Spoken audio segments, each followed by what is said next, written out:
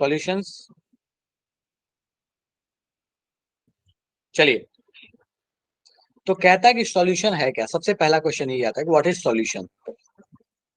हम बचपन में एक चीज पढ़ते थे कि अपने पास मैटर है, मैटर को डिस्टिंग्विश किए दो पार्ट में, आपके पास प्योर सब्सटेंस, मिक्सचर। मिक्सचर में हमने दो पार्ट किया, होमोजीनियस और हेट्रोजीनियस। होमोजीनियस में हमने एक पार्ट किया, that is known as solution, और हेट्रोजीनियस में होता था कोलाइड और सस्पेंशन। ठीक है, ये कहानी अपने पास होती थी, बस ऐसे बना के लिख दिया। सो बेसिकली ये है क्या सॉल्यूशन। तो सॉल्यूशन को हम बोल सकते हैं solution is a homogeneous mixture, और कुछ भी नहीं, बात खत्म। या फिर यूनिफॉर्म मिक्सचर। होमोजीनियस का मतलब होता है यूनिफॉर्म मिक्सचर। ठीक है, तो सॉल्यूशन क्या है, solution is a homogeneous mixture. यही आपके पास कहानी हो गई सॉल्यूशन के बारे में। तो हम बड़े आराम से कह सकते हैं ये है क्या, तो दिस इज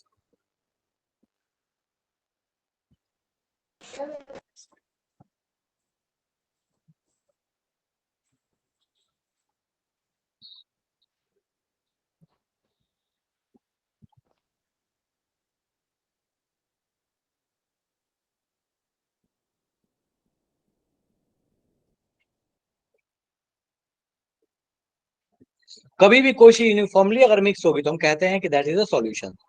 अब ये मिक्सचर कैसा भी हो सकता है, सॉलिड सॉलिड का हो सकता है जैसे एलॉयज है, सॉलिड लिक्विड का हो सकता है जैसे नमक को पानी में डाल दिया, लिक्विड लिक्विड का हो सकता है अपने पास जैसे अल्कोहल और पानी को मिला दिया, गैस गैस का हो सकता है अपने पास नाइट्रोजन और ऑक्सीजन को मिला दिया।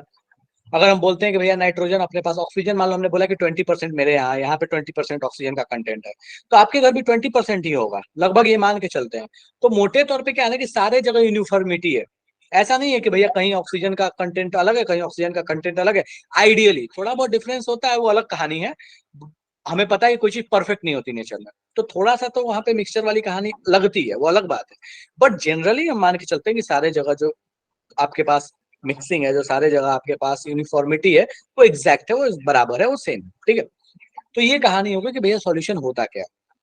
अब सॉल्यूशन की जब हम बात करते हैं तो अपने पास दो टर्म्स आते हैं, दैट इज सॉल्यूट और सॉल्वेंट। Yes sir. तो जरा इस पे बात करते हैं सॉल्यूट और सॉल्वेंट कि सॉल्यूट और सॉल्वेंट क्या होता है।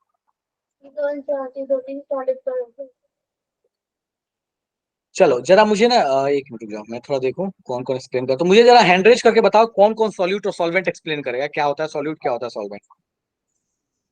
लेट्स डिस्कस ऑन सॉल्यूट और सॉल्वेंट थोड़ा सा ऐसे। चलो लकी बताओ, सबसे पहले लकी ने हैंड रेज किया था।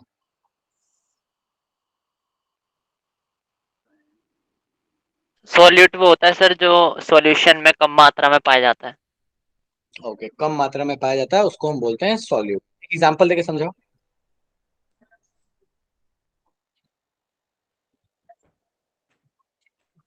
सर जैसे हाँ बता।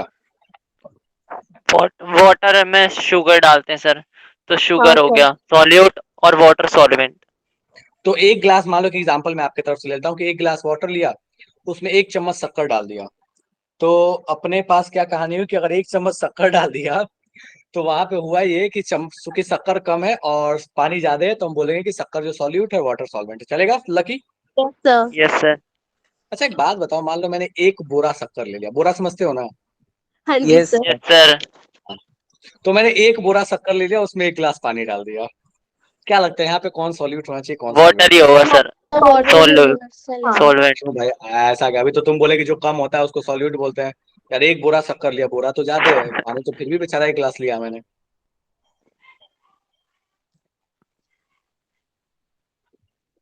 बढ़िया। तो चलो कुछ लोगों ने अच्छे स्टेटमेंट्स दिए हैं।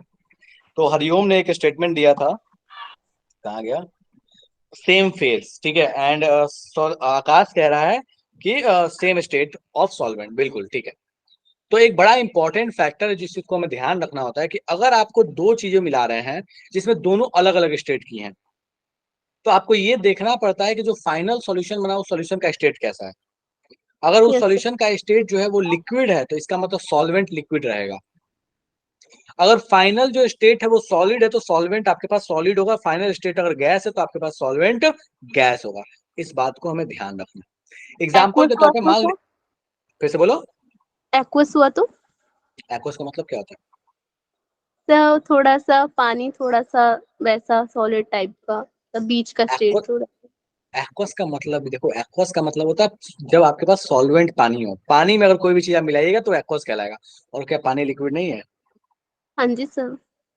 हो गया ना। तो कहता है कि जो सॉल्वेंट का फेज होता है, अगर दो अलग अलग चीजें आप मिला रहे हैं, अलग अलग फेज की चीजें मिला रहे हैं, तो वहां जो सॉल्वेंट का फेज होगा वही आपके पास सॉल्यूशन का फेज होना चाहिए। डजंट मैटर कि अमाउंट कम है या ज्यादा है।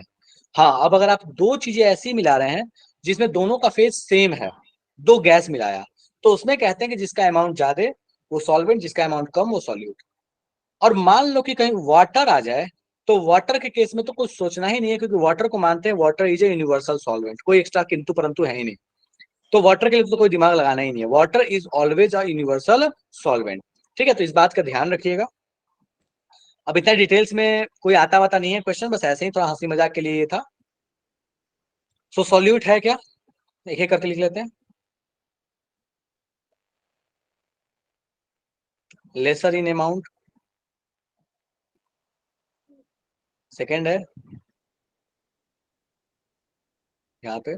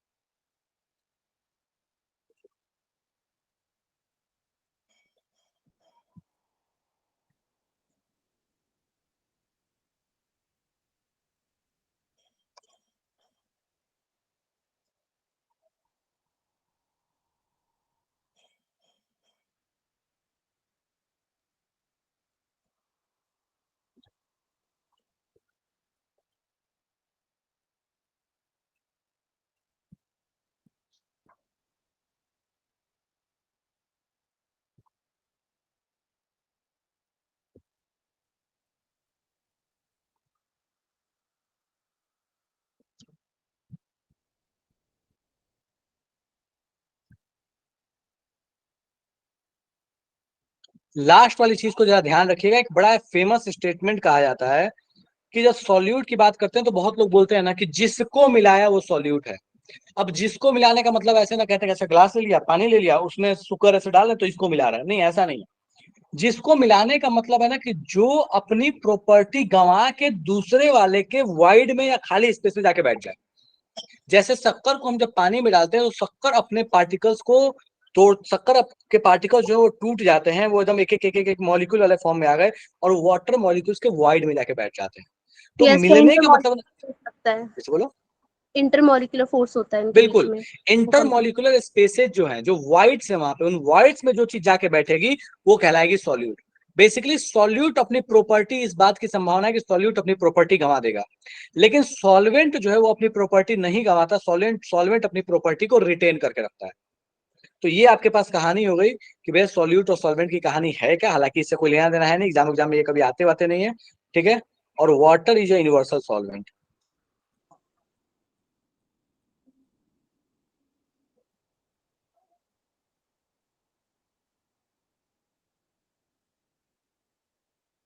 नेक्स्ट थिंग,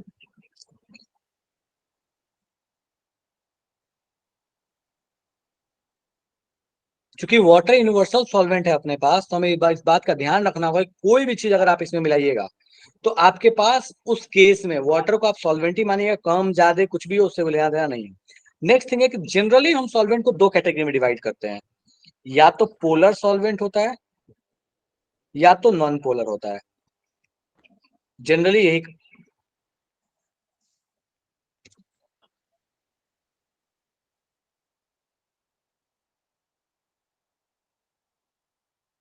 मोटे मोटे तौर पे आप समझ लीजिए, जहां पे पोलैरिटी है, जहां डाइपोल मोमेंट एग्जिस्ट कर जाए उन सबको पोलर सॉल्वेंट, जहां डाइपोल मोमेंट एग्जिस्ट करे, नॉन पोलर नहीं एग्जिस्ट करे, नॉन पोलर सॉल्वेंट। जैसे यहाँ वाटर है आपके पास है, HCl है, एसिटिक एसिड है, ये सारे पोलर सॉल्वेंट है। नॉन पोलर सॉल्वेंट कौन है, बेंजीन है, टॉलिन है, एनिसोल है, इस तरह के जितने भी सॉल्वेंट्स हैं, ईथर है, एसीटोन है, ये सारे नॉन पोलर सॉल्वेंट्स है, बेसिकली ऑर्गेनिक सॉल्वेंट्स। ठीक है, तो ये आपके पास कहानी हो गया कि भैया सॉल्यूट और सॉल्वेंट होते क्या है, सॉल्यूशन का मतलब क्या है। अब आगे की कहानी क्या कहती है, कहती है कि भैया एक एक करके हम बात करने वाले हैं सॉल्युबिलिटी के बारे में, एक एक करके। तो सबसे पहले अपने पास आता है सॉल्युबिलिटी का मतलब क्या है? सॉल्युबिलिटी का मतलब होता है ना कि कोई भी चीज किसी भी सॉल्वेंट में कितने अमाउंट में डिसॉल्व हो सकती है। मैथमेटिकल सॉल्युबिलिटी का मतलब यही है कि कितना मैक्सिमम अमाउंट आप डिसॉल्व कर सकते हैं, दैट इज सॉल्युबिलिटी। दो सेम फेज वालों में सॉल्युबिलिटी डिफाइन नहीं होती। जैसे सॉलिड, जैसे अगर आपके पास दो लिक्विड है उसमें सॉल्युबिलिटी का कोई मतलब नहीं है। आप 100 ml पानी में आप 10,000 लीटर अल्कोहल डिसॉल्व कर सकते हैं। आप 1 ग्राम नाइट्रोजन गैस में 10,000 किलो ऑक्सीजन गैस डिसॉल्व कर सकते हैं। तो सेम फेज वाले में सॉल्युबिलिटी का कोई मतलब नहीं होता। अब आगे कहानी आती है कि अलग अलग फेज वालों में क्या कहानी है। तो मैक्सिमम अमाउंट ऑफ सॉल्यूट जो डिसॉल्व किया जा सकता है, that is known as solubility. Sir समझी नहीं मैं, एक बार दोबारा समझा दीजिए। मैं फिर से समझाता हूँ।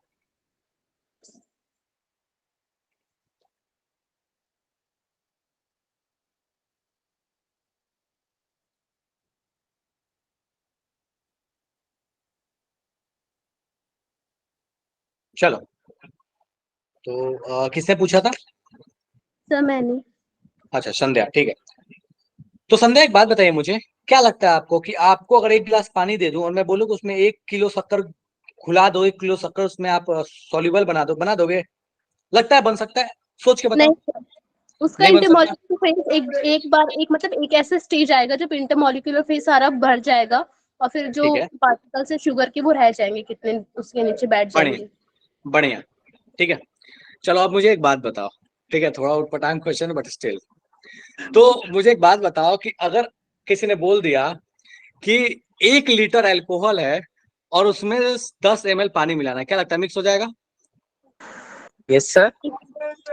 देखो रोहित को, देखो एकदम यार तुरंत बोला है, तुरंत मिक्स हो जाएगा, कोई दिक्कत नहीं है। क्या आप बात कर रहे हैं? अल्कोहल में तो कितना ही मिक्स कर सकते हैं हम तो। चलो, तो 1 लीटर में 10 ml पानी मिक्स कर सकते हो, कोई दिक्कत नहीं है। अच्छा, मुझे एक बात बताओ, मान लो किसी को मन किया कि एक बड़ा सा टंका लेके आया और टंका में बोलता है कि टंका में हम अल्कोहल रखेंगे और उसमें 15-20 लीटर पानी मिक्स करेंगे, क्या लगता है मिक्स हो जाएगा? तो एक टाइम कभी के ऐसा, बाद अल्कोहल भी मिक्स नहीं होगी ना। कभी अच्छा ऐसा हो सकता है क्या कि मान लो मैंने अल्कोहल, ऐसा कुछ फिक्स है क्या कि नहीं इतना अल्कोहल अगर है तो उसमें इससे ज्यादा पानी मिक्स नहीं हो सकता? बाई चॉइस नहीं बोल रहा हूँ, ठीक है। मैं ये बोल रहा हूँ कि हाँ, ये पॉसिबल है कि नहीं है। चॉइस तो ठीक है, अलग हो सकती है अपनी अपनी किसी की, सर लेकिन मैं उस मैंने पर नहीं जा कभी रहा, मैं तो इस बात पे जा रहा हूँ कि मिक्स हो सकता है कि नहीं हो सकता। सर मैंने कभी ट्राई नहीं तो किया, हो ये मुझे सकता है। पता है। अच्छा, ट्राई नहीं किया, ठीक है। चलो, तो कोई दूसरा एग्जाम्पल ले लेता हूँ, ठीक है।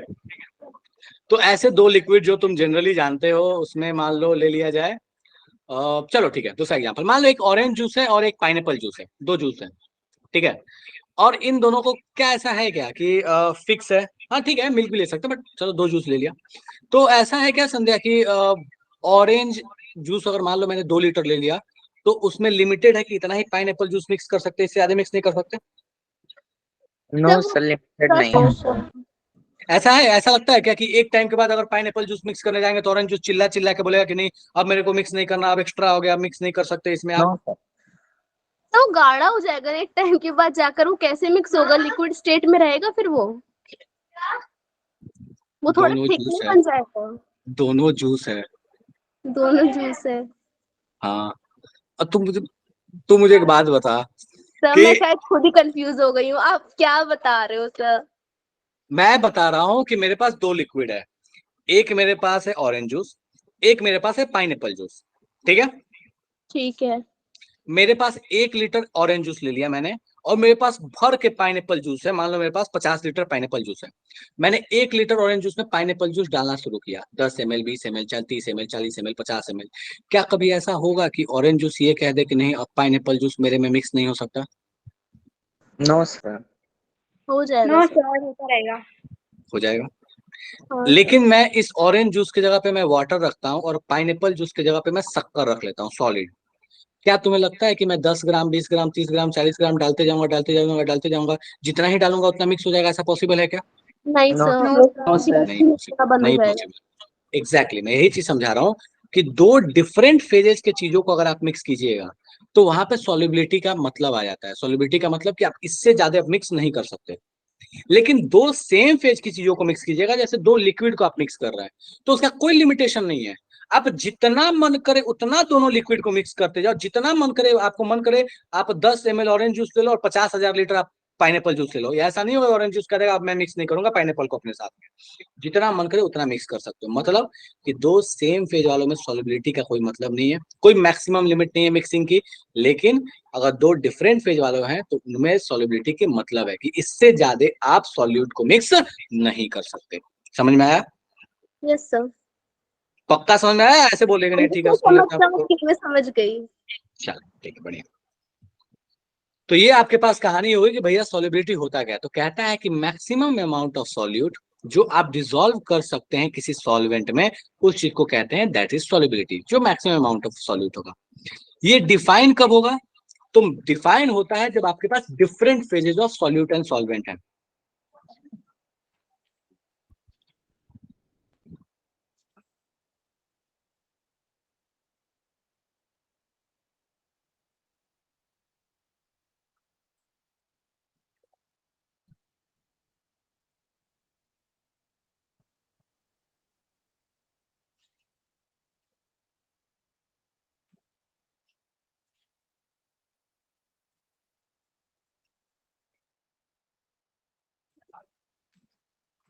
बोलता है कि जब different phases of solute and solvent है तो उस समय इस चीज को डिफाइन किया गया है कि भैया सॉल्युबिलिटी का मतलब क्या है। बाकी अगर सेम फेज वाले हैं तो वहां पे सॉल्युबिलिटी का कोई मतलब नहीं है। ठीक है चलेगा? चलो यस। अब आगे आते हैं।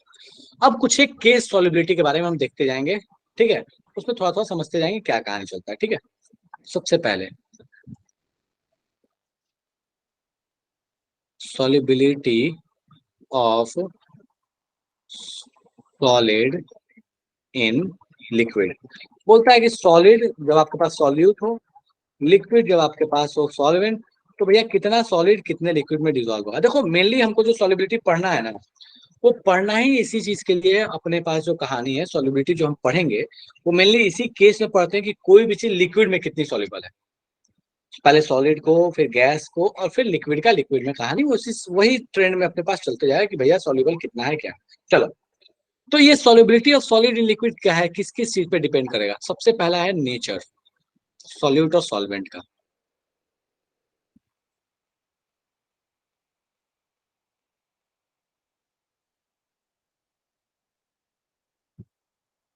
एग्जाम्पल के लिए मान लीजिए हम चाहें कि एक ड्राई पेंट को, जो घरों में पेंट करते हैं उसका ड्राई पेंट ले लें, उसको पानी में मिक्स करें, नहीं होगा मिक्स। लेकिन अगर आप उसी पेंट को अगर आप चाहिएगा कि एल्कोहल में मिक्स कर लें, आप चाहिएगा कि उसी पेंट को एसीटोन में मिक्स कर लें, आप चाहिएगा कि केरोसिन में मिक्स कर लें, तो मिक्स हो जाएगा। तो ये बता रहा है कि भैया अगर आपके पास दो जो चीजें हैं, जो सॉल्यूट और सॉल्वेंट है, अगर दोनों सेम नेचर वाले हैं, या तो पोलर पोलर हो या तो नॉन पोलर हो, अगर ऐसी कहानी है तो मिक्सिंग आसान होती है।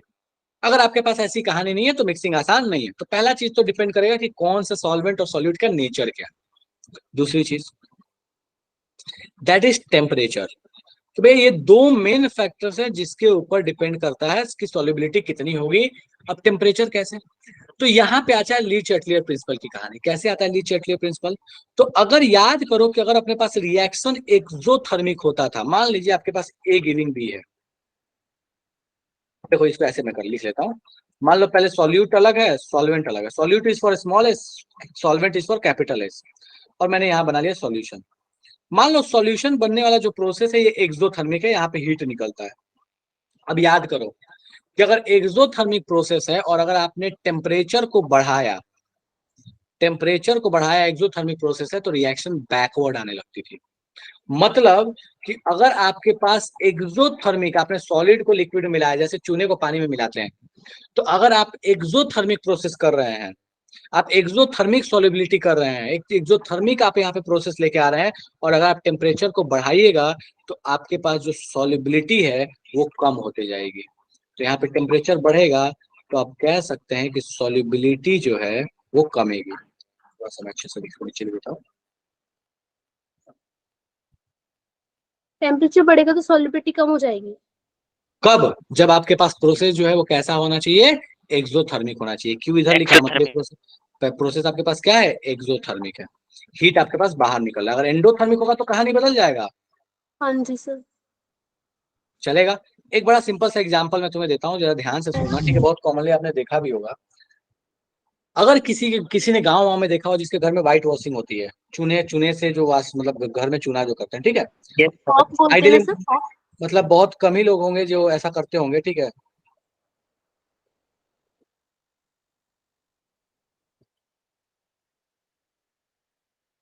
ठीक है, चलो नहीं, तो होता क्या है कि अगर सॉल्यूट सॉल्वेंट को आपने मिक्स किया है तो होता यही है कि आपके पास जो सॉल्यूशन बना वो सॉल्यूशन क्या होगा। तो कहाँ बता रहा था, व्हाइट वॉशिंग बता रहा था। तो व्हाइट वॉशिंग की कहानी ऐसी है कि देखे होगे जो यूजुअली अब तो शहरों में नहीं होता, बहुत कम ही होता है, चुना जो करते हैं गाँव में ज्यादा होता है। तो गाँव में देखोगे ना एक ट्रेंड है कि जो दिवाली का टाइम होता है, जो ठंडी का टाइम होता है ना, इस समय व्हाइट वॉशिंग ज्यादा कराई जाती है। गर्मी में लोग नहीं कराते, बहुत कम कराते हैं, ठीक है। क्यों ऐसा होता है? ऐसा इसलिए होता है क्योंकि ठंडी के टाइम में क्या है कि जब चूने को पानी में मिलाया जाता है, दैट इज एक्सोथर्मिक प्रोसेस, और एक्सोथर्मिक प्रोसेस में हीट निकलना है। अब टेम्परेचर अगर हाई है आपके पास तो ये सॉलिबिलिटी अच्छी नहीं मिलेगी, अच्छे से चूना जो है पानी में मिक्स नहीं होगा, अच्छा व्हाइट वॉशिंग का रिजल्ट नहीं होगा। लेकिन ठंडी के दिनों में अगर कराया जाए तो उस समय ये सॉलिबिलिटी बढ़िया होगी और जो रिजल्ट मिलेगा वो अच्छा देखने को मिलेगा। इसी वजह से ये प्रेफर किया जाता है कि व्हाइट वॉशिंग जो है वो ठंडी में कराया जाए, ना कि गर्मी में कराया जाए। नेक्स्ट कहानी, अब देखो जैसे मान लो कि शक्कर वाली कहानी ले लेते हैं। अब शक्कर का पानी में मिलना इज एंडोथर्मिक प्रोसेस, या ग्लूकोज का पानी में मिलना, पकड़ते हैं ठंडा लगता है। तो होता क्या है, होता ये है कि जैसे आप ग्लूकोज को ऐसे पकड़ रहे हैं या शक्कर का ऐसे पकड़ रहे हैं तो जो ठंडा लगता है आपके पास, वहां होता है कुछ इस तरीके की कहानी है कि वो एंडोथर्मिक प्रोसेस। और एंडोथर्मिक प्रोसेस की कहानी क्या है? तो एंडोथर्मिक जो प्रोसेस होता है जिसमें सॉल्यूट और सॉल्वेंट जो है ये मिलकर आपको सॉल्यूशन बनाने वाले हैं, और अगर आपके पास क्यू जो है हीट जो है वो लेफ्ट साइड में एडेड है, एंडोथर्मिक आपके पास कहानी है। तो आपको पता है कि अगर आपने यहाँ पे टेम्परेचर बढ़ाया तो रिएक्शन फॉरवर्ड जाएगा। मतलब कि अगर एंडोथर्मिक है, टेम्परेचर बढ़ाइएगा तो आप कह सकते हैं कि यहाँ पे सॉल्युबिलिटी जो है आपके पास वो बढ़ने वाली है। क्यों बढ़ने वाली है? क्योंकि हमने ली चैप्टर प्रिंसिपल में बहुत डिटेल्स में इस चीज को समझा था कि भैया टेम्परेचर बढ़ाने पे आपके पास कहानी आगे जाने वाली है, प्रोडक्ट आगे बढ़ने वाला है। तो दिस इज एंडोथर्मिक, ठीक है। तो यहाँ पे कहानी इसी तरीके से चलती है कि अगर आपके पास एक्सोथर्मिक है, टेम्परेचर बढ़ाओगे सॉल्युबिलिटी कमेगी, एंडोथर्मिक है, टेम्परेचर बढ़ाओगे बढ़ेगी। एक इसका बहुत अच्छा एग्जांपल अब याद आ गया, अभी ध्यान में मेरे। तो बहुत लोगों ने ऐसा नोटिस किया होगा कि शक्कर को अगर पानी में ज्यादा डिजोल्व कराना है तो हमें जब उसका चाशनी बनाना होता है तो टेम्परेचर बढ़ाते हैं, टेम्परेचर बढ़ाते हैं तब जाके वो बहुत ज्यादा शक्कर डिजोल्व हो पाता है। और जैसे वो ठंडा होता है, खासकर ठंडी के टाइम में गुलाब जामुन अगर खाते हो और देखे होगे तो ठंडे जब हो जाते हैं, जब गुलाब जामुन ठंडा होता है तो क्या करता है, शक्कर रिलीज कर देता है, बाहर आ जाता है उसका शक्कर जैसे ठंडा होता है। क्यों? यस क्योंकि सर, वाइट वाइट। बिल्कुल हाई टेम्परेचर था तो पानी में सॉल्युबिलिटी शक्कर की ज्यादा थी, तब तो घुल गया। लेकिन जैसे ही वो ठंडा आया तो उसकी सॉल्युबिलिटी कम हो गई। जैसे सॉल्युबिलिटी कम हो गई, उसमें जितना एक्स्ट्रा सॉल्यूट एडेड था उन सारे सॉल्यूट को निकाल के उसने बाहर फेंक दिया, और इसी वजह से आपको शक्कर क्या दिखता है, बाहर में व्हाइट व्हाइट कलर का, व्हाइट व्हाइट आपको सॉलिड के फॉर्म में दिखाई देता है जमा हुआ। नॉर्मली गर्मी के टाइम में ये देखने को नहीं मिलेगा। रीजन भी है कि गर्मी के टाइम में टेम्परेचर ज्यादा है तो अभी भी सॉल्युबिलिटी ज्यादा है। तो ये आपके पास कहानी होगी कि सॉलिड का लिक्विड में सॉल्युबिलिटी किन किन फैक्टर्स पे डिपेंड करता है। जो दो मेजर फैक्टर्स है वो यही दोनों है। यहां तक में कोई दिक्कत है तो फटाफट से बोलो, अपन बात करें फिर आगे बढ़े। सर ये तो फिजिकल इक्विलिब्रियम हो गया ना। है फिजिकल इक्विलिब्रियम, बट देखो फिजिकल हो या केमिकल हो, फॉलो तो वही करेगा, ली चैटलर प्रिंसिपल ही फॉलो करेगा ना, अलग थोड़ी कर लेगा कुछ। यस। चलेगा, चलो बढ़िया। नेक्स्ट, तो अब अपने पास कहानी आ गई, सॉलिबिलिटी हम पढ़ चुके हैं। नेक्स्ट आते हैं टाइप्स। अब देखो सॉल्यूशन में क्या है ना, यहाँ पे कि यहाँ पे दो तीन टर्म आते हैं, उस पर मैं डिस्कस नहीं कर रहा, मैं बस थोड़ा बता देता हूँ। तो एक जिसको बोलता है unsaturated solution, second saturated, and third is super saturated. Saturated, unsaturated का मतलब क्या है? अगर मान लीजिए आपके पास 1 लीटर पानी में आप 40 ग्राम आप NaOH मिला सकते थे, तो हम बोलेंगे कि अगर 40 से आपने कम मिलाया है तो दैट विल बी अनसैचुरेटेड, उससे और ज्यादा मिलाया जा सकता है। 40 ग्राम एग्जैक्ट मिला दिया तो दैट इज सैचुरेटेड, मतलब जितना मिला सकते थे उतना मिलाया। और 40 से एक्स्ट्रा मिला दिया दैट इज सुपर सैचुरेटेड। आपने उसके माथे पे पिस्टल रख दिया, बोला और मिक्स हो जा, और मिक्स हो जा, जबरदस्ती आपने उसके ऊपर फोर्सफुली आपने मिला दिया एक्स्ट्रा, तो सुपर सैचुरेटेड। बिल्कुल ऐसी ही कहानी है। जैसे किसी दिन हमको बोला गया पढ़ने के लिए, अब मान लो हमें पढ़ाई करना था, हमें 200 क्वेश्चन सॉल्व करने थे, अब हमारी कैपेसिटी है 200 क्वेश्चन सॉल्व करने की पर डे, हमने किया 100, हम अनसैचुरेटेड हैं। 200 कर लिया, सैचुरेटेड है। और किसी ने बोल दिया कि बेटा नहीं करके आओगे 200 क्वेश्चन तो क्लास में बैठने नहीं देंगे, तो मान लो 300 क्वेश्चन किए, तो वो सुपर सैचुरेटेड वाली कहानी हो गई, ठीक है। तो ये आपके पास कहानी हो गई कि भैया सैचुरेटेड, अनसैचुरेटेड, सुपर सैचुरेटेड होता क्या है। अब आइए कहानी बात करते हैं कि भैया गैस की सॉल्युबिलिटी लिक्विड में किसके ऊपर डिपेंड करती है।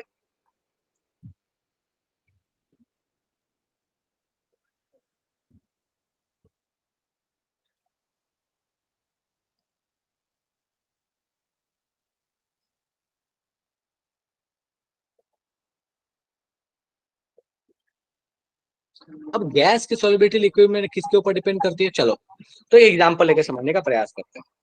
तो हमने एक चीज नोटिस किया है, देखो क्या है ना कि थोड़ा एग्जांपल ज्यादा यूज कर रहा हूँ क्योंकि टाइम ठीक ठाक है अपने पास, सिलेबस ऑन ट्रैक है, तो थोड़ा सा किसी किसी दिन मन करता है 11 12 वालों को जैसे पढ़ाता हूँ वैसे आप लोगों को पढ़ा, तो इससे थोड़ा बहुत एग्जांपल्स ज्यादा यूज कर रहा हूँ, ठीक है, बाकी कोई बात नहीं, अपन आ जाएंगे कॉन्सेप्ट पे। तो अपने पास कहानी क्या है, मान लो ऐसा है कि कोल्ड ड्रिंक ले लिया गया।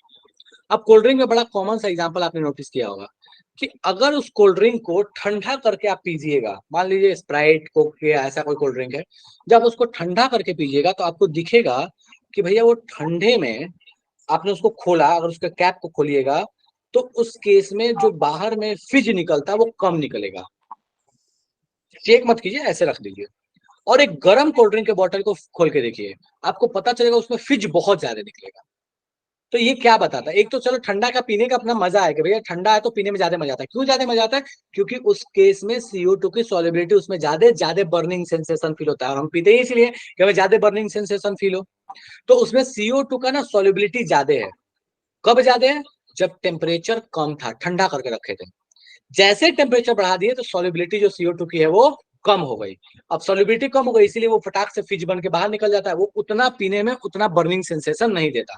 इसका मतलब एक बात तो हमें समझ में आ गया कि भैया ये कहीं ना कहीं इस बात पर डिपेंड तो करता ही है कि टेम्परेचर बढ़ेगा तो आपके पास इसकी सॉल्युबिलिटी जो है वो कमेगी, और अगर आपके पास यहाँ पे टेम्परेचर घटेगा तो आपके पास सॉल्युबिलिटी जो है वो बढ़ेगी। नेक्स्ट थिंग, नेचर पे तो डिपेंड करेगा ही करेगा कि भैया आपके पास कैसा सॉल्यूट है कैसा सॉल्वेंट है। जैसे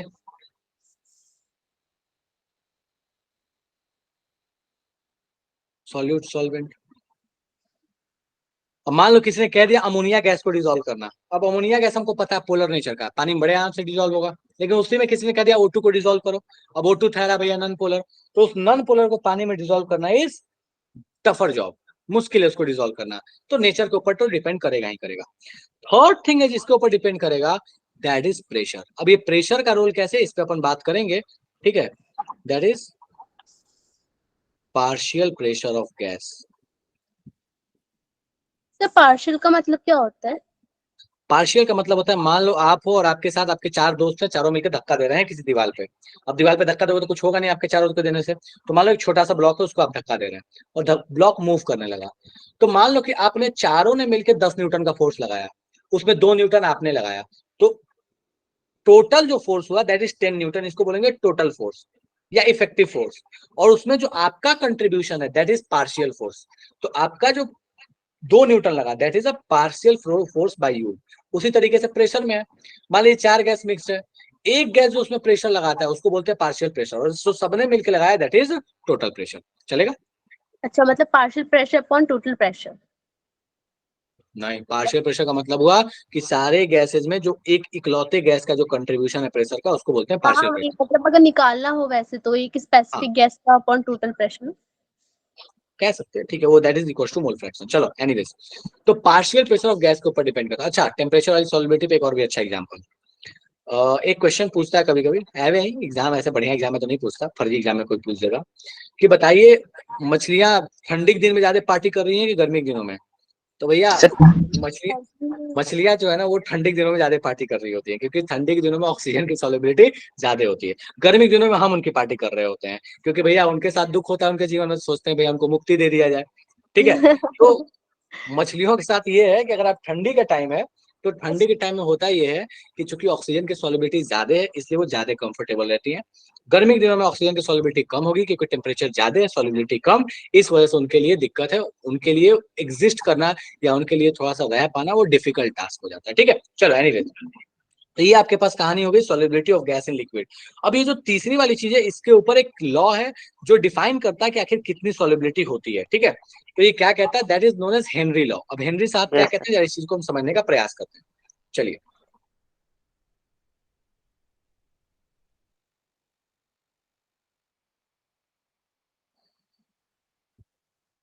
तो हेनरी सर का क्या कहना है? हेनरी सर कहते हैं कि मान लीजिए आपने एक काम किया, आपने एक डब्बा लिया, ठीक है, मान लो इसमें कोल्ड ड्रिंक पैक करना था फॉर टाइम,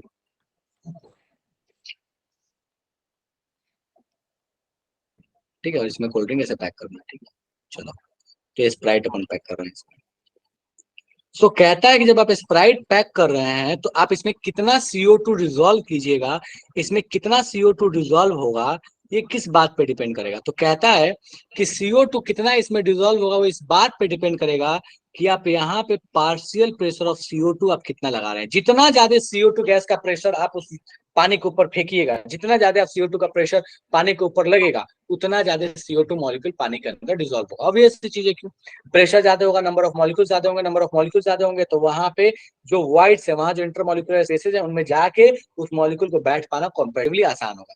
तो कहते हैं हेनरी साहब कि यहाँ जो फॉर गैस, ये सिर्फ गैस इन लिक्विड के लिए एप्लीकेबल है, गैस इन लिक्विड।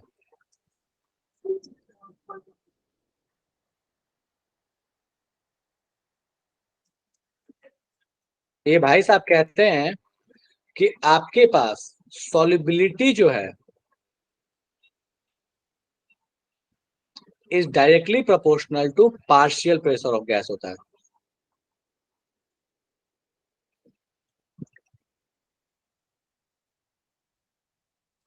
अब देखो एनसीईआरटी के हिसाब से ना सॉल्युबिलिटी का मतलब सिर्फ और सिर्फ मोल फ्रैक्शन में, बट ऐसा जरूरी नहीं है। सॉल्युबिलिटी किसी भी टर्म में हो सकता है मोलारिटी में हो, मोलालिटी में हो, मोल फ्रैक्शन में हो, किसी में भी हो। बस उसके अकॉर्डिंग होगा क्या कि आप ऐसे समझो, सॉल्युबिलिटी को मैं मान लो ऐसे लिख लेता हूं, सॉल्युबिलिटी इक्वल्स टू एक कांस्टेंट है के, ऑब्वियसली प्रोपोर्शनलिटी हटेगा, और यहाँ पे आ जाएगा px, px is the mole fraction of x। अब देखो कहता है ना कि जो सॉल्युबिलिटी है, अगर आपके पास सॉल्युबिलिटी, एग्जांपल के लिए देखो मैं यहाँ लिखते जा रहा हूँ अलग अलग कहानी जो आपके पास सॉल्युबिलिटी का हो सकता है और के का यूनिट हो सकता है, ठीक है। देखो, तो अगर आपके पास सॉल्युबिलिटी जो है ये मोल फ्रैक्शन में है, ये मोल फ्रैक्शन में है, तो आपके पास ये जो के की यूनिट होगी that will be in inverse of ATM, मतलब ये एटीएम इनवर्स में होगा। तो क्वेश्चन में आपको ना देखना पड़ेगा कि सॉल्युबिलिटी का यूनिट क्या दिया है, उस यूनिट के हिसाब से डिफाइन होगा। चलिए, अगर आपके पास सॉल्युबिलिटी मोल पर लीटर में है, तो आपके पास जो के की यूनिट होगी दैट विल बी मोल पर लीटर पर एटीएम, ठीक है। अब इसी तरीके से होता क्या है ना कि एनसीईआरटी ने बोला है कि भैया आपके पास जो सॉल्युबिलिटी, वो जनरली प्रेफर करते हैं कि वो मोल फ्रैक्शन वाली कहानी ले। तो जब मोल फ्रैक्शन वाली कहानी लेगा तो हो सकता है कि आपको इसी फॉर्मूले को एक और भी तरीके से प्रेजेंट करे, वहां पे क्या बोल दे, तो वहां पे आपको ऐसे बोलेगा कि mole fraction of solute into KH, that is Henry constant. इसको के एच से डिफाइन करते हैं क्योंकि हेनरी के बारे में बात चल रहा है, आप वहां पे एच नहीं लगाइए क्योंकि ये जनरल है, ठीक है। Equals to P H. क्या कह रहा है? तो आपने, जरूरी थोड़ी है कि प्रोपोर्शनलिटी आप राइट साइड ही लगाइए, लेफ्ट साइड भी लगा सकते हैं। तो एनसीईआरटी ने इस वाले स्पेसिफिक फॉर्मूले का इस्तेमाल किया जहां मोल फ्रैक्शन इनटू केएच जो है ये पीएक्स के बराबर है। अब यहाँ पे जो केएच है इसका जो यूनिट होता है दैट इज एटीएम। तो आपको देखना होगा कि क्वेश्चन में क्या पूछा है। पहले तो मान लो क्वेश्चन ने पूछा solubility in terms of mole fraction, तो आपको समझ जाना होगा कि या तो फॉर्मूला आपको इधर वाला लगेगा, तो उसमें के की वैल्यू एटीएम इनवर्स होगी, और अगर ये वाला फॉर्मूला लगेगा आपके पास, तो वहां पे आपके पास के की वैल्यू जो है वो एटीएम में होगी। अब आपको के का यूनिट चेक करना है, अगर के का यूनिट एटीएम में है तो आप इस वाले फॉर्मूले को लगाइएगा, और अगर आपके पास के की यूनिट जो एटीएम इनवर्स में है तो आप इस वाले फॉर्मूले को लगाइएगा। अगर सॉल्युबिलिटी आपका मोल पर लीटर में है, ये वाली कहानी है, और आपको के का यूनिट मोल पर लीटर पर एटीएम दिया है, तो आप इस वाले फॉर्मूले को लगाइएगा, ठीक है। तो डिपेंड्स, बहुत बार क्वेश्चंस के ऊपर डिपेंड करता है कि सॉल्युबिलिटी कौन से यूनिट में दिया है। यूनिट एंड डायमेंशन का खेल है, आपको वही खेलना है, बात खत्म, और उसके अलावा कुछ करना नहीं है। एनसीईआरटी ने सेकंड वाला जो अभी फॉर्मूला लिखा है इसको ज्यादा फॉलो किया। पर यहां तक में कोई दिक्कत है जल्दी से बताओ, बात करें वरना क्वेश्चन करें इस पे जल्दी से। किसी को अगर लग रहा है कि इसमें कोई दिक्कत है तो फटाफट से बताओ, अपन बात कर लेंगे।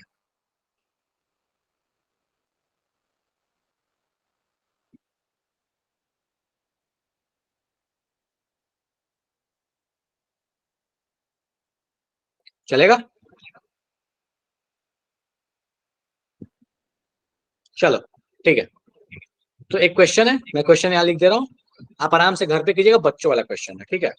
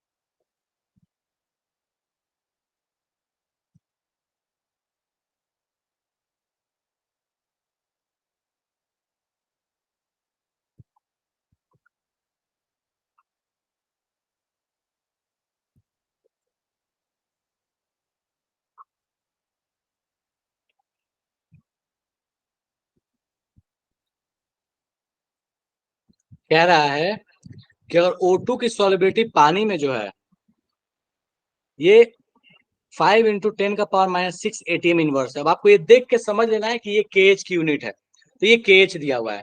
बोलता क्या है, then the calculate the mass of O2 dissolved in 10 litre H2O। बोलता है 10 लीटर H2O में आपको बताना है कितना H2O, कितना O2 डिसॉल्व होगा। चलो मैं थोड़ा समझाता हूँ आपको। ATM इनवर्स है मतलब ये वाला फॉर्मूला लगाइएगा, आपको KH की वैल्यू आपको दी हुई है, दैट इज K का वैल्यू दिया हुआ है, आपको ये सॉलिबिलिटी बताना है। अब यहाँ पे कुछ आपको और नहीं दिया हुआ है, आपको प्रेशर नहीं दिया है कि भैया क्या है, कितना है O2 का प्रेशर कितना है, तो आपको ये समझ लेना है कि एटमॉस्फेयर की बात कर रहा है। और जब एटमॉस्फेयर की बात कर रहा है तो हमको पता है कि अपने पास एटमॉस्फेरिक प्रेशर होता है 1 ATM और उसमें ऑक्सीजन जो O2 गैस है उसका कंट्रीब्यूशन होता है 20%। तो वहां से आप पार्शियल प्रेशर ऑफ O2 निकालिएगा, फॉर्मूले में पुट कीजिएगा, आपके पास मोल फ्रैक्शन की वैल्यू आ जाएगी। मोल फ्रैक्शन में आप नीचे में वाटर का मोल्स पता, वाटर का मोल्स पुट कीजिएगा, ऑक्सीजन के मोल्स आ जाएंगे, ऑक्सीजन के मोल्स से ऑक्सीजन का मास आ जाएगा। लेंदी क्वेश्चन है, टाइम टेकिंग है, फर्जी का अभी टाइम नहीं दे रहा, सॉल्व होगा कि नहीं होगा बस मुझे ये बता दो। बच्चों वाला चीज है, सॉल्व होगा कि नहीं होगा? स्टेप्स बता देना सही से फिर दोबारा। मैं दोबारा से रिपीट कर दे रहा हूँ, ठीक है? एटमॉस्फेयर में आपका एटमॉस्फेरिक प्रेशर है 1 ATM, उसमें ऑक्सीजन का जो कंट्रीब्यूशन है दैट इज 20%। तो 1 ATM का 20% आपका ऑक्सीजन का कंट्रीब्यूशन है, ठीक है? तो आपको ये पता चल गया कि ऑक्सीजन का पार्शियल प्रेशर कितना आएगा।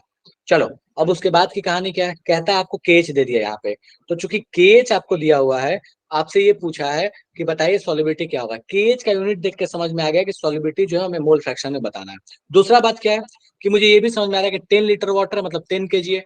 10 kg का मतलब हमें ये पता है कि ये कितना मोल्स है, तो 10 kg divide by 10 kg divide by 18, मतलब 10 × 100 डिवाइड बाई 18 कर लो तो आपको 555.5 मोल्स आ जाएगा।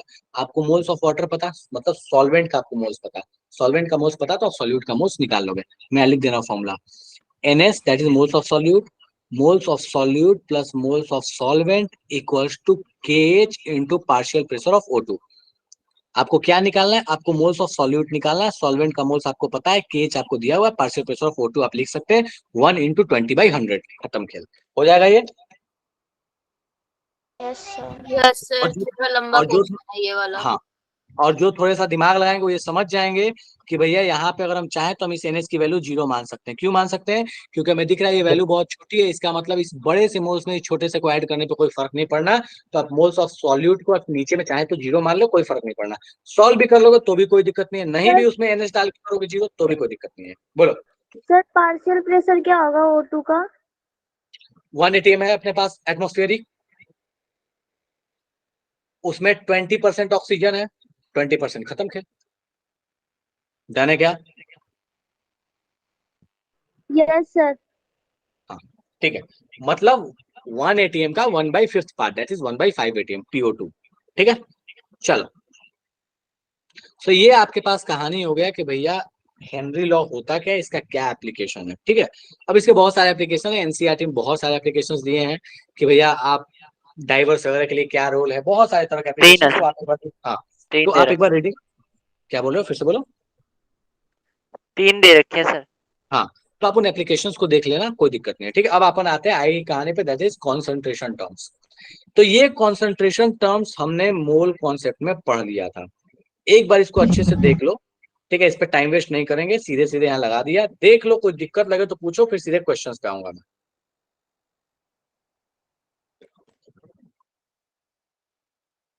इनमें से किसी कॉन्सेंट्रेशन टर्म में दिक्कत है तो फटाफट से देखो, और फिर क्वेश्चंस करेंगे अपन कॉन्सेंट्रेशन टर्म्स पे। पूजा आंसर देख लें कैलकुलेट करके, एक रैंडम डेटा दिया है, नहीं हो सॉल्व तो अगले क्लास में मुझे बोल दें, मैं सॉल्व करूंगा। रैंडम डेटा है बिल्कुल।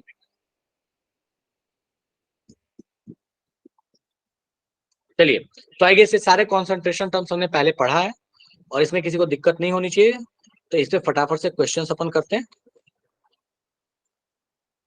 और just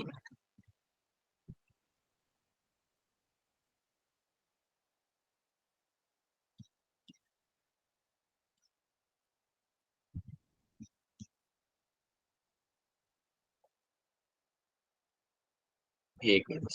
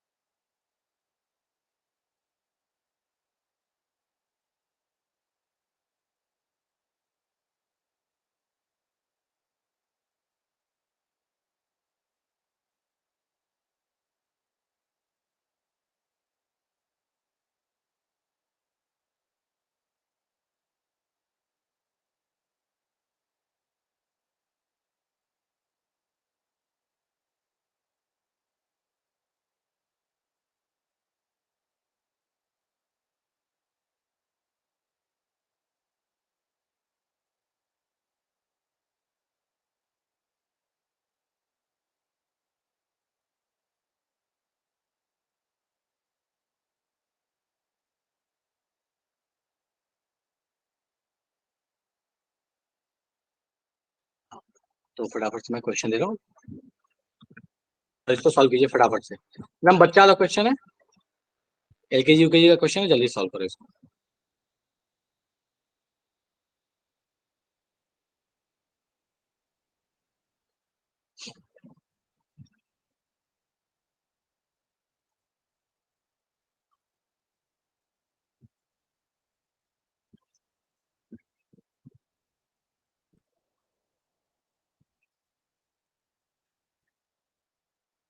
just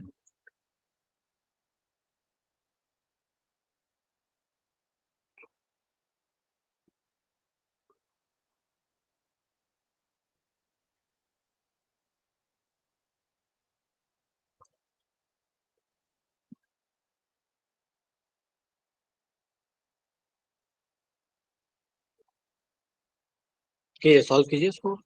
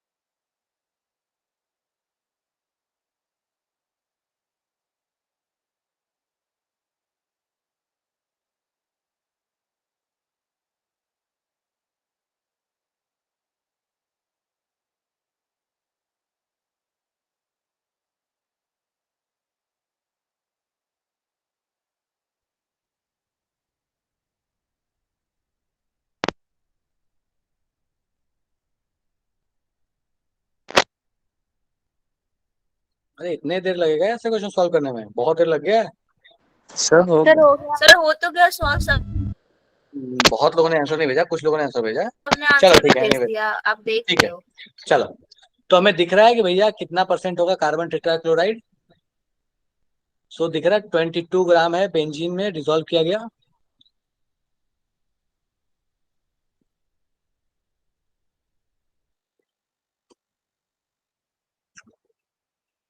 twenty two gram benzene, 122 gram carbon tetrachloride. तो 22 divide by 122 plus 22 multiplied by 100। Solve करके कितना आ रहा है? कितना आ रहा है? 84% आ रहा है? सही है नहीं, 84 नहीं है, सर सही है हम 15 आ रहा है, 15.28। 15.28 चलेगा। अच्छा, sir mass carbon percent of tetrachloride का हाँ बोला है ना। ठीक है, कार्बन टेट्राक्लोराइड बोला है, तो ये आपके पास आ गया 15.28। 100 में से इसको माइनस कर लो, 100 माइनस 15.28, ये दैट विल आएगा। बी ये आएगा सर। 84.72। ठीक है, बढ़िया। Yes yes next sir. Sir. Question. चलो दूसरे क्वेश्चन पे आते हैं, थोड़ा सा एफर्ट देना होगा, 2 एफर्ट। बोलता है कि बताइए कितना, what will the molality of solution of a glucose in water 10% W/W। शुरू हो जाइए। 5% है 10, मोलालिटी पूछा है।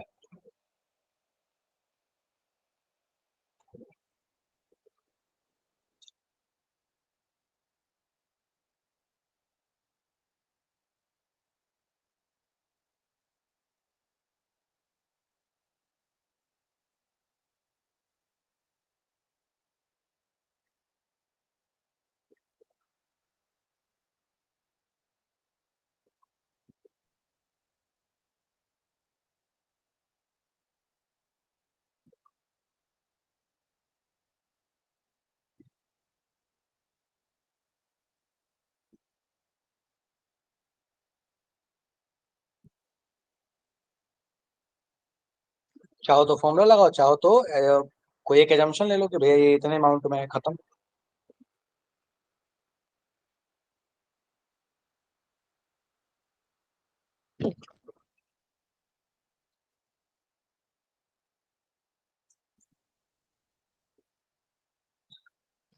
बढ़िया लकी।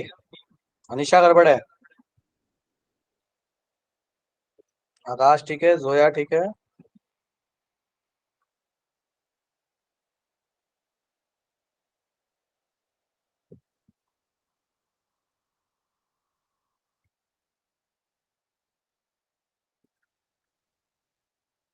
रुचि ठीक है,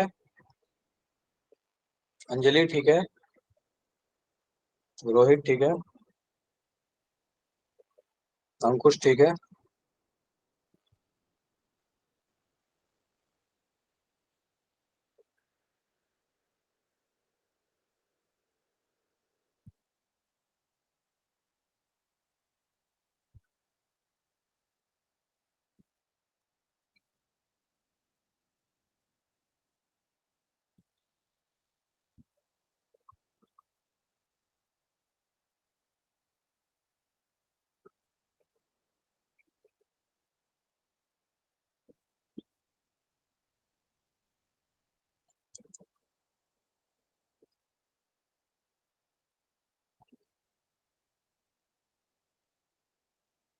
चलिए, तो कहता है बताइए मोलारिटी सॉल्यूशन का क्या होगा।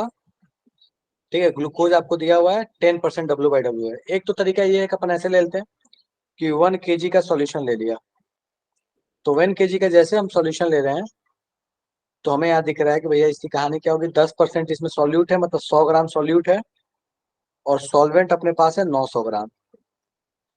ठीक है, ये दोनों चीज क्लियर है।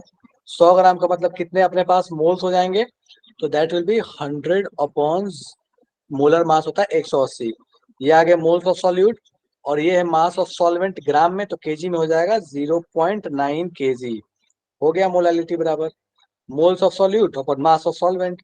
तो 100/180 होल डिवाइड बाई 0.9। सॉल्व करोगे तो ये आ जाएगा 0.617। चलेगा क्या? किसी को दिक्कत है तो फटाफट से बताओ, इसमें अपन बात करेंगे। बढ़े आगे। चलो नेक्स्ट क्वेश्चन, लास्ट क्वेश्चन, कीजिए इसको फटाफट से। बोलता है mole fraction of C2H5OH in 5 molar aqueous. Aqueous का मतलब है सॉल्वेंट आपके पास है पानी, बताइए कितना होगा।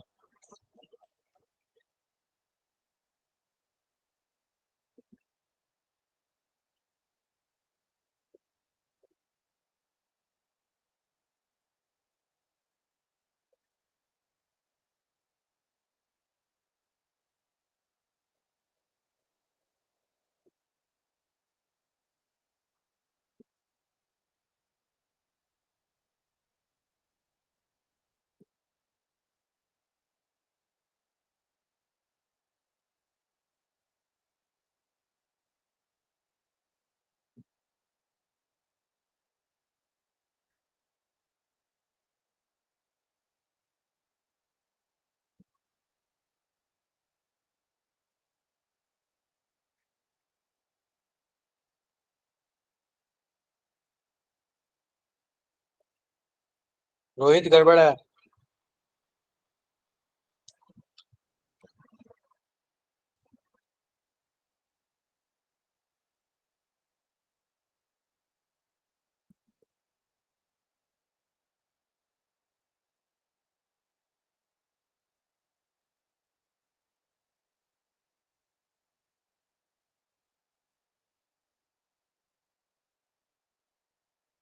अंकुश बढ़िया।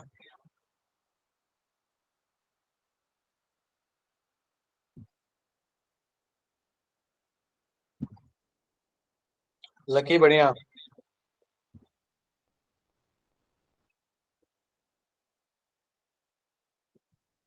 हरिओम बढ़िया। ओ गड़बड़ है तुम्हारा। ऐसा क्यों लग रहा है किसमें? ओ देवी ओ, ए वाले सही है, बी वाले गड़बड़ है, मैंने देखा नहीं, जीरो वहां मिसिंग है। ए वाले सही है, बी वाले गड़बड़ है। 0.082 होगा ना कि 0.82। अच्छे से देख लो। हाँ ठीक है, चलो सॉल्व करते हैं फटाफट से। तो अपने पास बोला है 5 मोलर इथाइल एक्वा सॉल्यूशन है। चलो भैया, बहुत सारे तरीके। एक तो चलो 5 मोलर है, मतलब हमको ये पता है कि अगर मोल्स ऑफ सॉल्यूट को मैं मान लूं कि 5 है, तो मेरे पास मास ऑफ सॉल्वेंट जो है ये आ जाएगा 1000 ग्राम। 1000 ग्राम 1 kg आ गया। 1 kg का मतलब आ गया कितने मोल्स आ गए? Water 55.5 moles. और वाटर का मोल पता है, मतलब सॉल्वेंट का मोल पता, सॉल्यूट का हमको मोल पता है 5 मोल है। तो क्या हमको मोल फ्रैक्शन नहीं पता चल जाएगा कि मोल फ्रैक्शन कितना होगा? तो हम बोल सकते हैं mole fraction of solute will be moles of solute upon moles of solute plus moles of solvent. ये भाई साहब है 5, ये भाई साहब है 5 प्लस 55.5। इसको सॉल्व कर लोगे दैट विल बी 0.083। डन है। तो मैंने 5 को नेगलेक्ट कर दिया। बहुत बढ़िया काम किया। चलो ठीक है, कोई बात नहीं।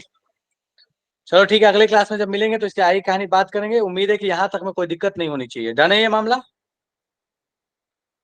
यस यस चलो सर। ठीक, okay, tata bye bye, good night. अगली क्लास में Good इसकी आगे night, कहानी। sir. गुड नाइट, चलो बाय। Good night, sir. क्या हो गया बेटा, इतना एनर्जी क्यों कम हो गया? चलो गुड नाइट।